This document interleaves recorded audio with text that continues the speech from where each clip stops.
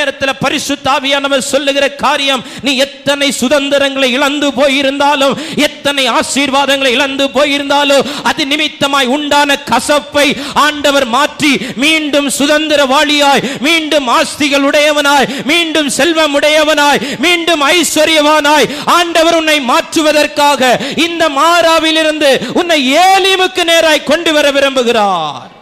ஆமென். நீ சுதந்திரவாளியாய் அற்று போக மாட்ட.